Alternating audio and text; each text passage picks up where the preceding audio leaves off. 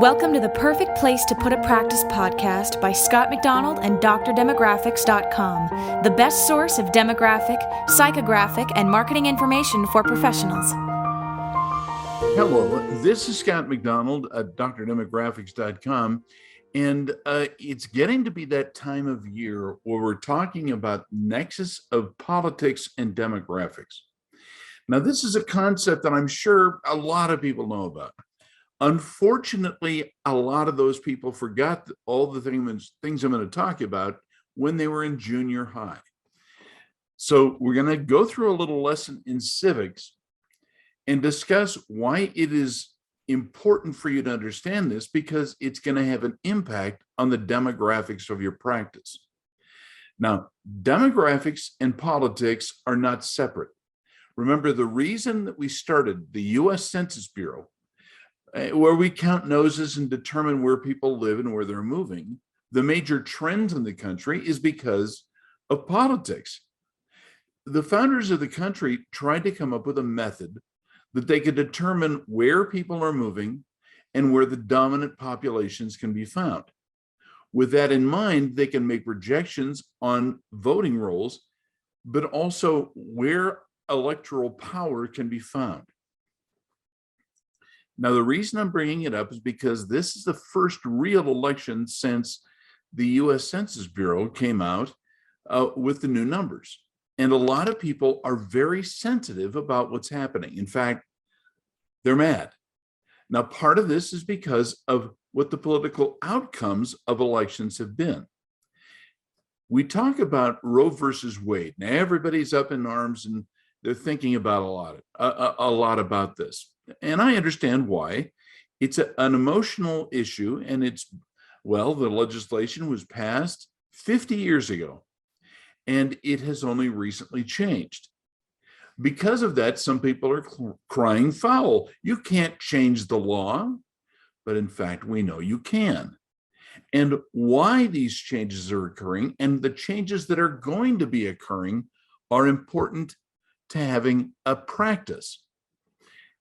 So some people are going to say, why are some parts of the country growing and some are shrinking? Why are some places in the country gaining in political power and others are losing political power? That's what our lecture is about today, politics and demographics. And this is extremely important. So please pay attention, okay? Here we go. All I ask is that you remember that demographics and politics are not separate. And in fact, how they operate, I'm just going to go over this briefly, is important for everyday doctors to know, especially if they're going to make projections and plans to buy a practice or start up a practice or move to a particular part of the country.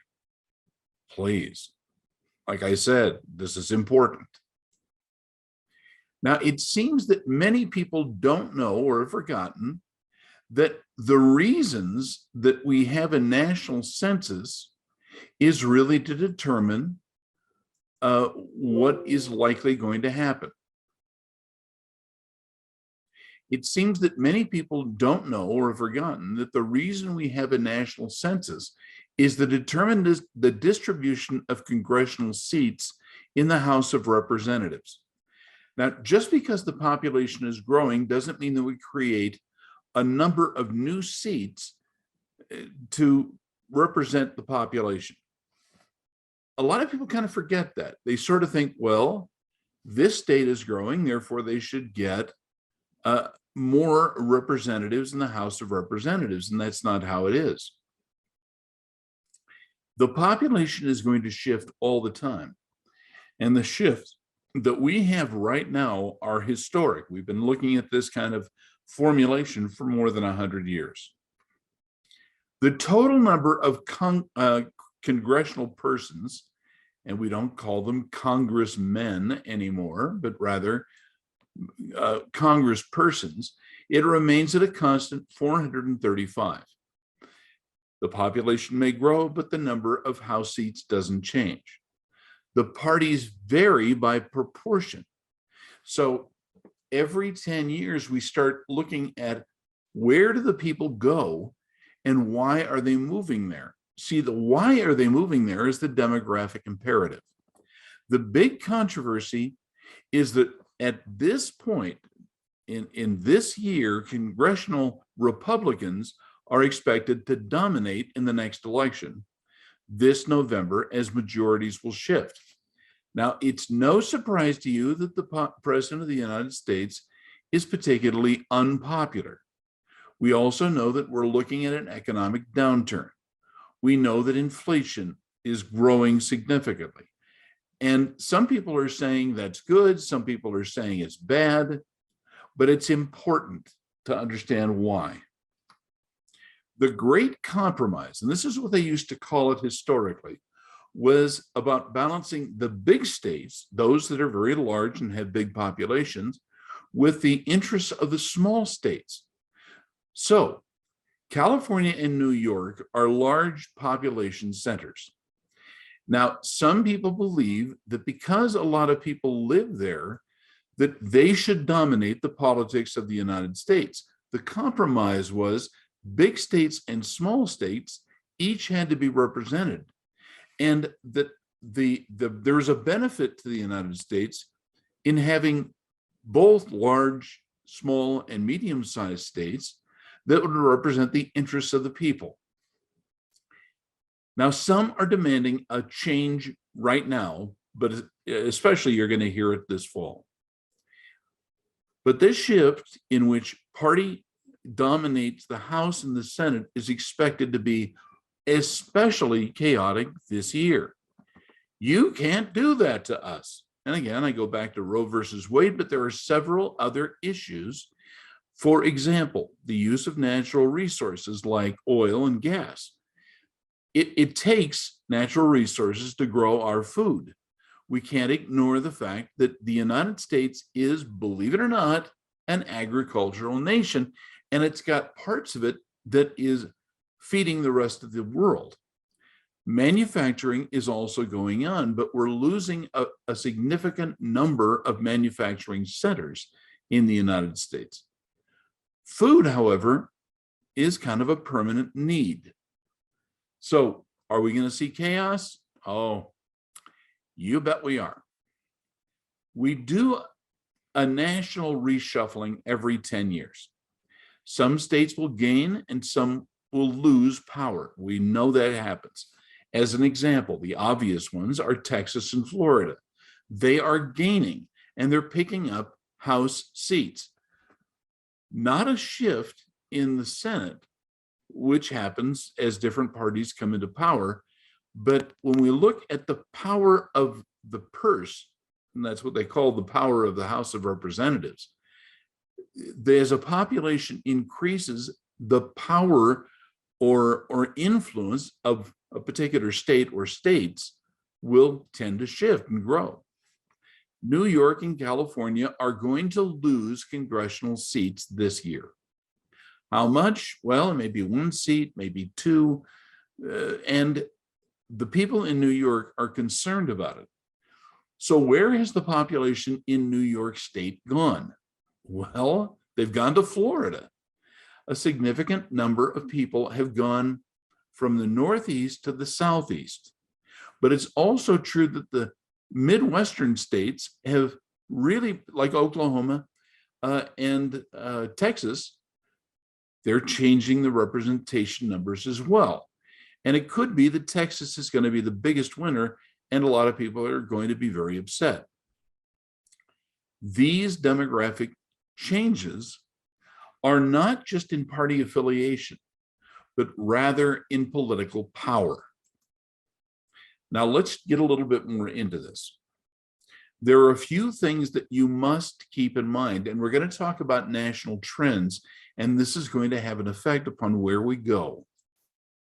The states that are slated to lose House seats due to population loss, in other words, people who are moving, they're going to scream bloody murder. And among those who are going to be most upset are going to be New York and California. Even though this formula of representation has been in place for more than 100 years. There's no surprise here. There's no political shenanigans. It's baked into the demographic cake. So Texas, Florida, and North Carolina, don't forget North Carolina, are going to be the big winners in this election cycle. California, New York, and especially Illinois are going to be the big losers. Now, some people don't recognize that Illinois is losing or bleeding population significantly, and that's one reason that a lot of people are upset with the politics in Chicagoland. They sort of assume we have always had power, we're always going to have power, and therefore power should just come to us. But that is not the case. If history is any guide, and please pay attention to this, high taxes and high cost of living will be determining factors in where people are going. High taxes and high cost of living. Now, in California, for example, it is almost impossible to build large numbers of houses. The state has mandated it almost by the state legislature, and they don't want it. They believe that, in fact, this is a big favor to the country if they don't build new buildings, new houses especially. So the thing that's weird about the politics is the blue states, the Democrat-dominated states, are the ones that are likely to lose. The red states are gaining, and it's a manifestation of where people want to live. Now, it's no surprise that when taxes are lower and the cost of living is lower, people will want to go there. Now, in the news recently, Idaho has actually had a decline in the price of housing. Now, that's good and that's bad, but it's just a fact. The places that people are living and it's not costing them more include places like Idaho. So Greater Boise is likely to increase in population size because it's not as expensive to live there. There's more single-family dwellings, and those single-family dwellings aren't as expensive. The cost of borrowing money for a mortgage is lower in some states. You understand that. Now, if history is any guide, the high taxes and the high cost of living are going to make it difficult for some states, particularly blue states, to have an even parity with those states that it's less expensive in which to live. Oklahoma is one of those states it's not as expensive to live. Alabama and Georgia are going through a similar thing. So we can expect that's where the population shifts will go, and political power is going to go with it. Blue states will continue to lose influence and population, and let's talk about real quickly why. People are voting with their feet. Now, I've mentioned this several times. If you look at the U-Haul and Ryder truck rental databases, it is much less expensive to leave some states than to move to some states. In California, for example, it is much more expensive to get a one-way trip on a Ryder or U-Haul truck. That's just the demand that people have about moving with their feet. Now, the reasons are baked into the demographic cake, and it's going to continue for some time. These changes should not be strange to you, and I'm going to list what those factors are, and I will only refer to the United States and its parts in general terms. I don't want to bore you with numbers. In fact, in these podcasts, we already go over a lot of numbers, and I don't want to bore you to death, but this is important stuff. Now, what are going to make the changes in the population shifts happen? Why is Illinois, New York, and California losing population? Why are people leaving there? Now, there are 10 primary reasons that I'm going to bring up why power is going to shift to some places. Now, I'm not saying, by the way, that those are the places to start up or purchase practices. Okay, please understand, there are lots of good reasons why Illinois is going to be a great place for you to go, particularly if you're a specialist. But there are lots of reasons why some parts of Illinois are not good. Now let's talk about birth rate. What causes some places in the United States to really have the babies, and which ones really keep people from wanting it? And one of the first ones that I have to tell you about is religiosity. When people believe in God and they go to church and they identify as religious people, they tend to have higher birth rates. I didn't make that up. It's just a fact. And as religiosity, church attendance, if you will, increases, so does the birth rate. But that is not the only factor. There are a few others. Housing availability is a big one. And you remember I told you about Idaho? The asking price of houses is actually going down. Well, that just makes it so that people are thinking, hey, Idaho is a good place to go.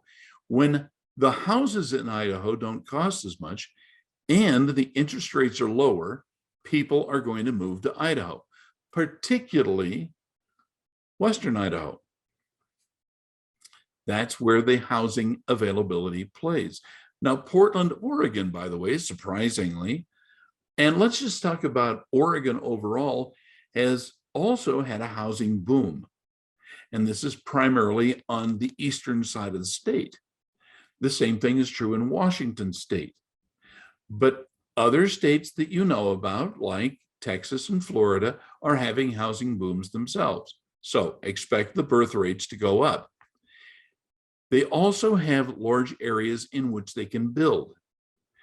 California has taken off the plate a lot of places because they will not allow water for building, and building supply prices are going up, and therefore availability of housing is going down, and the area to build in California is going down. They're not allowing as many places to go. The tax rates are obviously going to be important, and we know that right now, today, we're having a major tax increase, and we're also looking at, incidentally, the price of borrowing money is going up in some places.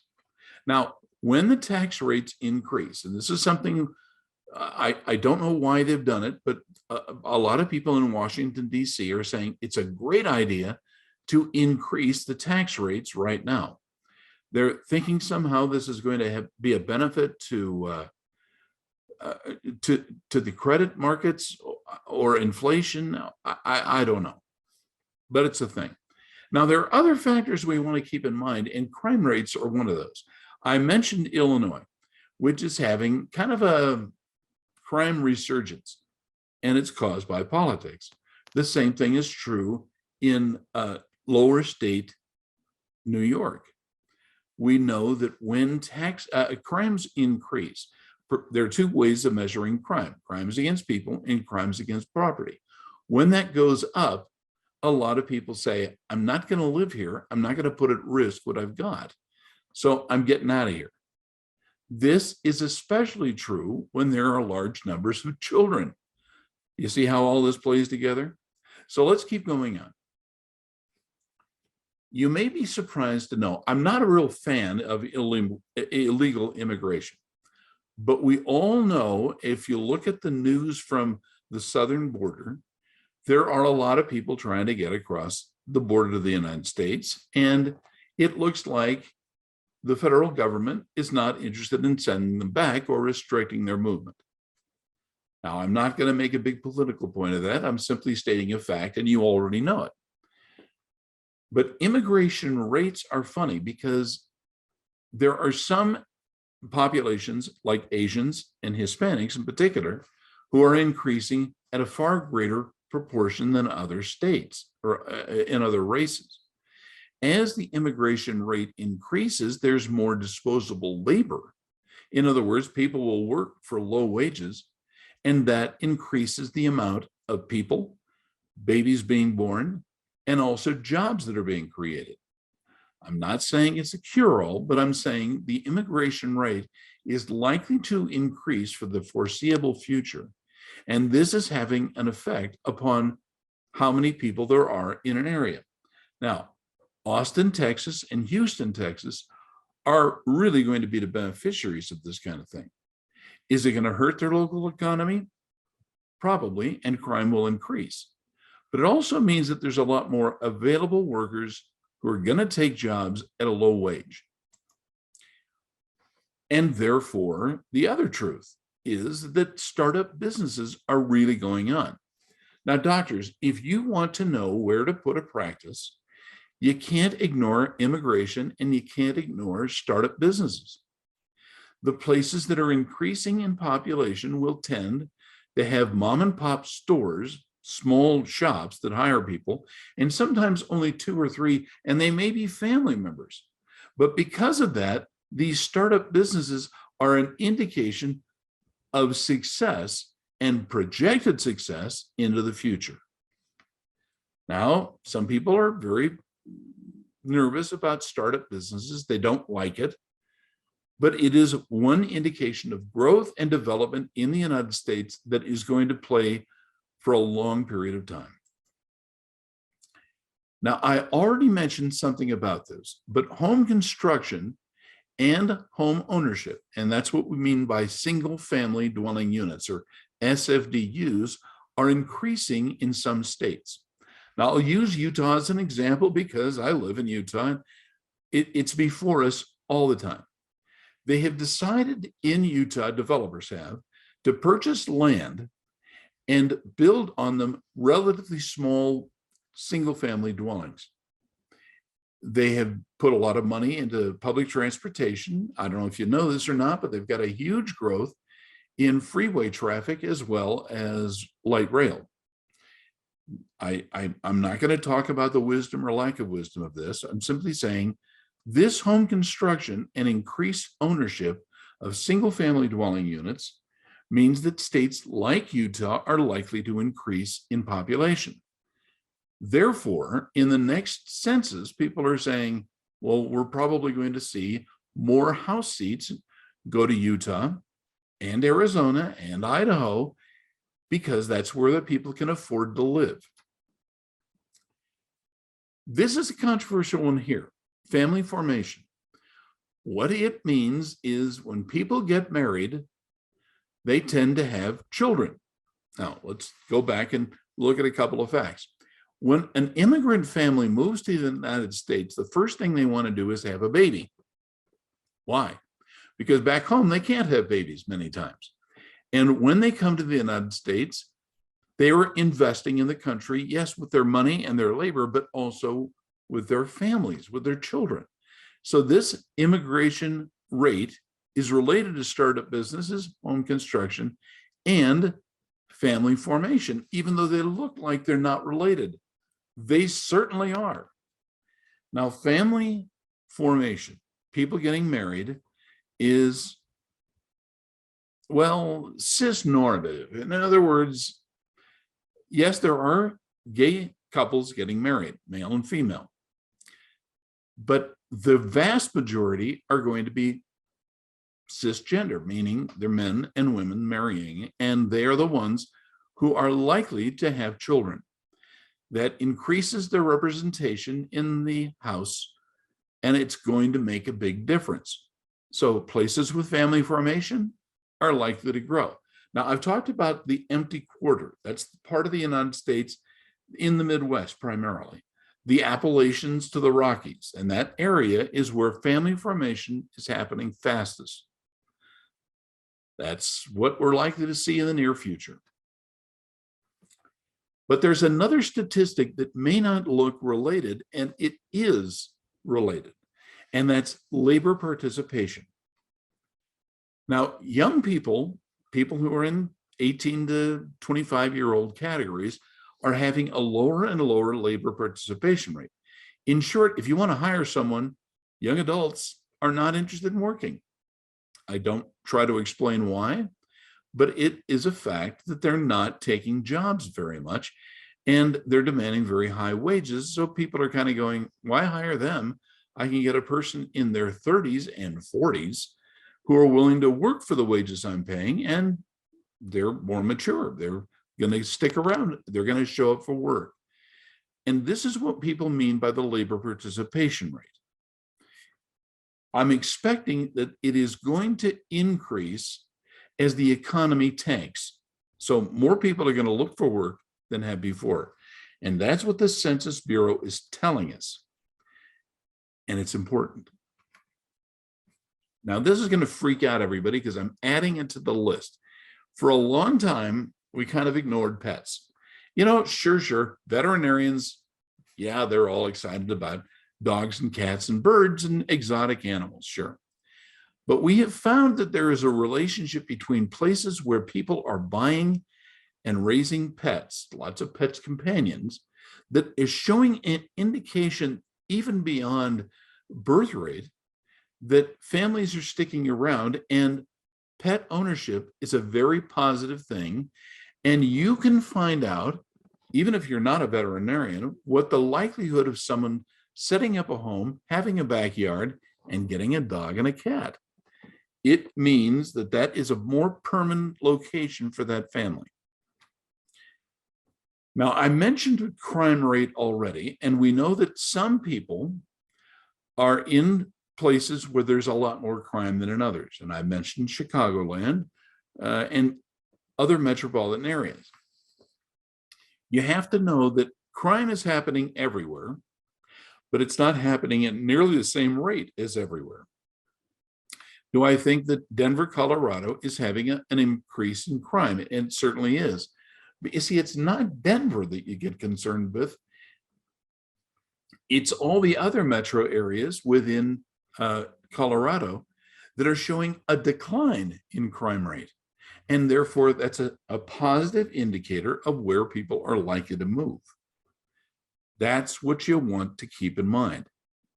Now, I've already gone through this in the last couple of episodes, and that is Hispanics. Now, this may sound tremendously bigoted. It is not intended to be, but many Hispanics are coming from Venezuela and Cuba, Mexico, and all these places have a very high rate of crime. The cartels have come in, they're proliferating in crime, specifically fentanyl and other illicit drugs that are literally killing people. Now, what has happened is Hispanics, you can name the country, are pretty much saying, we've seen this movie before and we don't like the ending, we're moving. So some people are saying, why are so many Hispanics coming to the southern border of the United States? Well, simply put, it's not to get free benefits. It's to find jobs and safety. Security is a very important thing with the Hispanics that have been talked to. Yes, a far greater number of Hispanics are male immigrants. They've come to the United States. But you know that eventually they're going to send for their spouses and their children and their parents. So it happens in stages that the Hispanics are doing this, and we expect it to likely increase. But we also know that with instability in Asia, that the expectation for Asian immigrants is likely to dramatically increase. Do I think that Hong Kong is the future? No, but Taiwan is certainly a place that a lot of people are going to come from.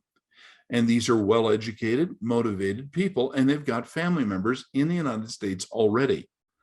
That's an indicator that they're going to make that move. Now, another last fact I want you to keep in mind of why immigration is occurring, where people are going, and how they're making these changes. And it's the savings rate. I know you probably have heard of it before, but I want you to understand the savings rate is not caused because of how much you're able to save. It is rather the percentage of people in an area who are putting money aside. That's where the Asian population is kicking the butt of everybody else. Their savings are dramatically increasing. They're going to have property. They're going to have, well, land. If you look at how much farmland in the United States is being purchased by Asians, it is big. Now, you can't move a farm. They may own the property, but it's more likely that people who work and own the property are going to move to it, that this is going to be a significant issue. I'm not doom and gloom oriented. I kind of believe that Americans, and I mean people of all races and ethnicities, who are going to stick around is kind of our pattern. My family originally came from Great Britain and Scotland. They came here and settled here. And over the last 100 years have been quite successful in saving, starting businesses, having babies, and getting their educations. We don't expect that to change. I want to put a little positive spin on this. If you are wise, you will look for those places that these 10 indicators are showing are important. Do I think that North Carolina is a good place? Yeah. Immigration, startup businesses, pet ownership, low crime rates. Yeah. North Carolina, South Carolina, Virginia has made some major changes. So I think you can find a really good place to practice. And if we can help you get the numbers, competition ratios, educational attainment scores, we are here at drdemographics.com to provide a relatively inexpensive but accurate service on how to do it. But you cannot wait. The time that you've got to do your research is right now. Don't wait until things change after November, which is what a lot of people are assuming. You've got to get these statistics and get some informed knowledge on where you're going to go based on these factors and others that you need to know. This is Scott McDonald. You can come to drdemographics.com or dial 800-849-0499 to get the facts. Now, we're going to have some webinars that are going to be very inexpensive in September, but they're going to be on orthodontic practice, endodontic practice, emergency care, oral and maxillofacial surgery, and others to say how the demographics in an area are going to affect the type of practice that you want to have. So please keep an eye on this, and details are going to follow. Attendance will be limited. I can't have just masses of people and be able to help them as much as I want to. Mike Green is one of the smartest guys you're ever going to meet, and I look forward to having you talk to him too. But do not delay for some comfortable time in the future. For just a few dollars, you can find out the facts on where to go and reduce your risk. This is Scott McDonald, and thank you so much for watching. Bye-bye.